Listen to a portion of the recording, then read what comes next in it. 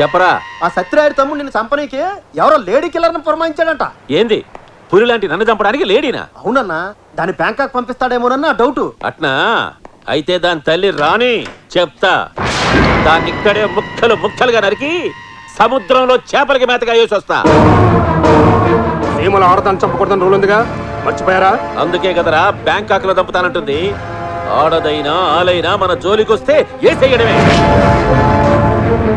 నీ కాడి మీద పేడ కొట్ట నీ బిడ్డ నా బిడ్డను ప్రేమించినాడని నన్ను అడ్డం పెట్టుకొని ఏడుకు లాక్కొచ్చి నన్నే ఏసేయాలని చూస్తున్నావా? చెప్తా నీ పని. ఏమయ్యా, నా రూమ్ లోకి ఓ పందికొక్క వచ్చింది. మీరేం వర్రీ కాకండి, దానికి సెపరేట్ గా ఏమి ఛార్జ్ చేయం. మీరు ఛార్జ్ చేసినా నేను ఇవ్వను, కానీ అది నా రూమ్ లో ఉండడానికి వీల్లేదు, చావాలి. అయితే ఓ మంచి పావును పంపమంటారా? నేను చావడానికి కాదు, అది చావడానికి. ఓ 1/4 కిలో ఎలకల మంది పంపించు, దేంట్లో నాకు కలిపి పెట్టేస్తాను, దెబ్బకి చచ్చి ఊరుకుంటా. విడాకులు ఇవ్వలేదని ఇంతకు తెగిస్తావా? చెప్తా. చంపేస్తా, నిన్ను వదలను, నిన్ను చంపేస్తా, నిన్ను వదలను, నిన్ను చంపేస్తా. నేను పొట్టోనైనా క్రిమినల్ థాట్స్ లో గెట్టోని నేను ప్లాన్ చేశాను అనుకో, నీ డెడ్ బాడీ బాడీకి కూడా దొరకదు. ఆ కాజల్ నీకు దక్కలేదని నన్ను చంపుదాం అనుకుంటున్నావా? నిన్ను వదలను రా, వదలను. కోటేశ్వరరావు తట్టా తమ్ములతో వచ్చేసాడు.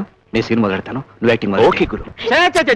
నా వల్ల కాదు, నేను బాగు చేయడం నా వల్ల కాదు. వెంటనే అమెరికాకు ఎస్టీడీ ఫోన్ కొట్టి మీ నాన్నకి విషయం కంప్లైంట్ చేస్తాను. ఆయన ఇష్టం, తర్వాత నీ కర్మ. నేను చెప్పేది కొంచెం వినండి. వినను. నువ్వు చెప్పేది నేను చెప్పేది నువ్వు. మనతో వినడం, మనం చెప్పేది ఇతరులు. అరే సరిగ్గా టైంకి వచ్చారు. కోటేశ్వరరావు, మీరు పెద్ద మనిషే కదా, నేను ఒక విషయం అడుగుతాను, మీరు పెద్ద మనిషిలాగా సమాధానం చెప్పండి. ఇవన్నీ వీళ్ళ నాన్నగారు ఈ ఊరికి ఎందుకు పంపించారు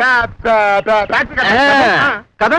ఆ ఫ్యాక్టరీ కాగితాల మీద గీసేసి ఈ ఊళ్ళో ఎవడో దరిద్రుడు కూతురంట, దాన్ని పెళ్లి చేసుకుంటాట. లవ్వండి. ఫోన్లేండి గురుగారు, ఏదో నాలంటే అందమైన ఫేస్ దొరుకుంటది, చూసి మొత్తం పడిపోయి ఉంటాడు. వేదవందం ఎవరికి కావాలయ్యా? కులం ఏమిటి, గోత్రం ఏమిటి, తండ్రి అతని బ్యాక్గ్రౌండ్ ఏంటి, ఫ్రంట్ గ్రౌండ్ ఏంటి, ఇవన్నీ కావాలి కదా. అయ్యేం అక్కర్లేదండి. నువ్వేం పెద్ద మనిషి అయ్యా. ఒకవేళ మీ అమ్మాయి ఏ బస్ స్టాండ్ లో ఏ మూటలు మోసేవాడిని ప్రేమించింది అనుకో, నువ్వు ఒప్పుకుంటావా? చావరకుండా, మా అమ్మాయిదేమి ఈ లెవెల్ కాదు, కోటీశ్వర లెవెల్. మీ అమెరికా బాబే మా అమ్మాయిని ప్రేమిస్తున్నాడు. ఏంటి, రాణి నీ కూతురా? చందమామ లాంటి ఈ మొక్కని చూస్తుంటే తెలవట్లా, తండ్రి పోలికలేండి.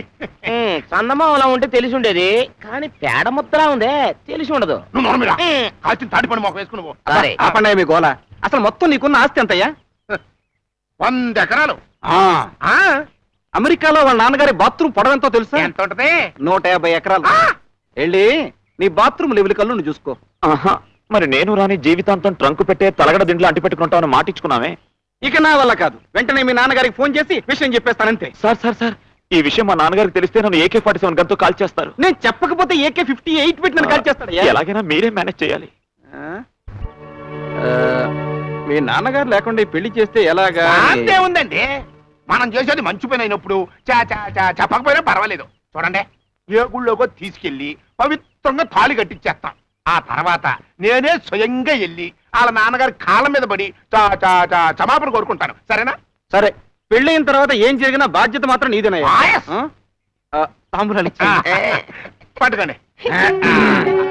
శతమానం భవతి శతాయు పురుషేంద్రియాయుష్ేంద్రియే ప్రతిష్టతి. ఎక్కడున్నావే? అయ్యో,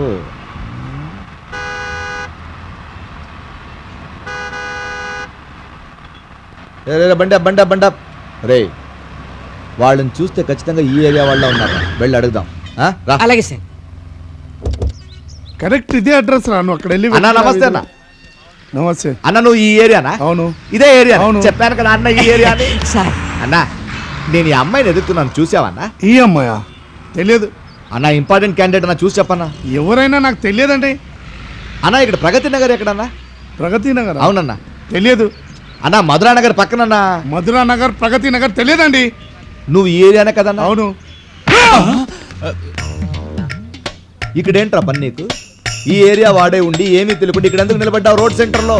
ఇంటికెళ్ళి ముసుగేసి పడుకోవచ్చు కదా. మెయిన్ రోడ్ అయ్యా, 10 మంది వెళ్తూ వస్తూ ఉంటారు.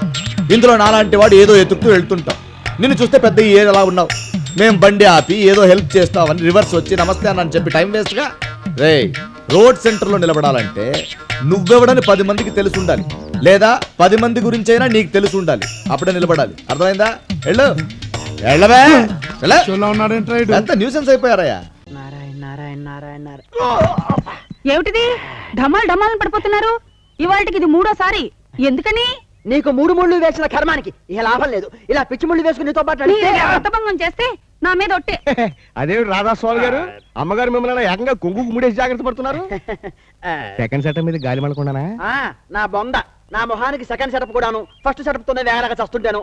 అది సరే గాని ఏకాంబరేశ్వర గారు ఉన్నారా? వచ్చేస్తారు రండి. శ్రీకృష్ణ, వేణుగోపాల, త్వరగా రావయ్యా, వర్షం వచ్చేట్టుంది. ఏకాంబరేశ్వరాన్ని శ్రీకృష్ణ అని పిలుస్తున్నారేమిటి? అది అదో రకంగా. అది కాదయ్యా, ఇప్పుడు ఏమండి?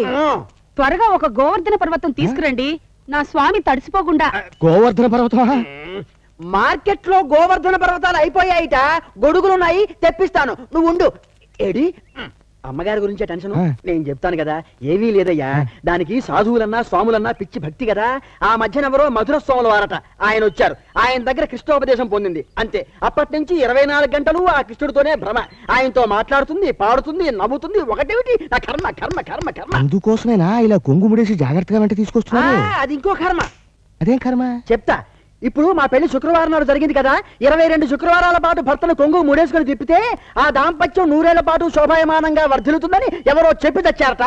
అప్పటి నుంచి శుక్రవారం శుక్రవారం ఇలా ముడేసుకుని వెంటేసుకుని చంపేస్తోంది. ఏమండి, మనం ఇక్కడ ఎంతసేపు ఉంటాం? ఎందుకుట? వెంటనే రేపల్లి వెళ్ళాలి. ఏమిటో? ఎందుకో స్వామి ఒకటే మన్ను తింటున్నారట. అలా తింటే లివర్ దెబ్బతినిపోదండి. అలా తిందమ్మా. మన్ను తినంగానే శిశువునో ఆకుంటిలో వెరినో అని తనే తేల్చి చెప్పేశాడు. ఏమీ లేదు, సోమవారం శుభ్రంగా ఉన్నారు. నేను ఇప్పుడు ఎక్కడి నుంచి వస్తున్నాను. మీరు లోపలండి, ఏకాంబరేశ్వరరావు వచ్చే టైం. పద రండి. బాబా, కొంతమంది సినిమా యాక్టర్లు షూటింగ్ ఉన్నా లేకపోయినా ఇగ్గెట్టుకుని మేకప్ వేసుకుని పెద్ద డిమాండ్ ఉన్నట్టు బిజీగా తిరుగుతారు. నిజమేనా? ఇప్పుడు నన్ను చూసి ఆ ప్రశ్న ఎందుకు వేయాల్సి వచ్చిందిరా? ఏం లేదు బాబు, తమరు ఇలా నల్ల కోట్ వేసుకుని పొద్దుగాలే టెన్షన్ గా కోర్టుకెళ్ళి అక్కడ బయట చెట్ల కింద బల మీద కూర్చుని సాయంకాలం టెన్షన్ గా ఇలా వచ్చేస్తుంటే చూసే వాళ్ళందరూ వచ్చి వీరికి ఇంత ప్రాక్టీసా అని.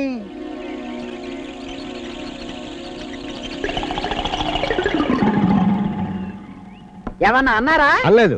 ఇప్పుడు అంటున్నా, అయ్యగారు వచ్చేస్తున్నారు. 70 ఏళ్ళు. నమస్కారం ఏకాంబరేశ్వర గారు. ఏంటి రాధాస్వామి గారు ఇలా సతీ సమేతంగా ఏమిటి వచ్చేసారు? వేణుగోపాల, అలా నల్లగా బొగ్గులాగా అయిపోయావు? ఆ కళ్ళేమిటి ఎర్రగా రాక్షసుడు కళ్ళులాగా ఉన్నాయి? చూసారా, పూతన పాలు పట్టడంతో ఎలాంటి మార్పు వచ్చేసిందో నా స్వామికి. నీ బొంద, ఈయన శ్రీకృష్ణుడు కాదు. ఆయన గారు రథం వేసుకుని రుక్మిణి కళ్యాణానికి వెళ్ళిపోయాడు. ఈయన గారు ఏకాంబరేశ్వరరావు గారు, మన లాయరు. ఎందుకట్లా అరిచేస్తావు? మిషన్ పెట్టుకున్నా కదా. ఇప్పుడు ఎంగేజ్ చేశా. దీని సంగతి తర్వాత చెప్తానండి. ఇంతకీ నేను ఎందుకు వచ్చానంటే, మా నాన్నగారు కీర్తిశేషుడు రంగస్వామి గారి పేరుతో ఒక కాలేజీ పెట్టాను కదా. విన్నానయ్యా, హైగ్రీవరాజ్ చేతిలోనే కదా పెట్టావు. మనకి 2 కళ్ళు ఉంటేనే అన్ని సరిగ్గా చూసుకోలేకపోతున్నావు. ఒంటికన్నోడు ఏం చూసుకుంటాడని ఆడి చేతిలో పెట్టావు. అందుక మా కాలేజీ రిజల్ట్స్ అంతంత మాత్రంగానే ఉంటున్నాయి. ఇప్పుడు వాడిని వదిలించుకోవడం ఎలా?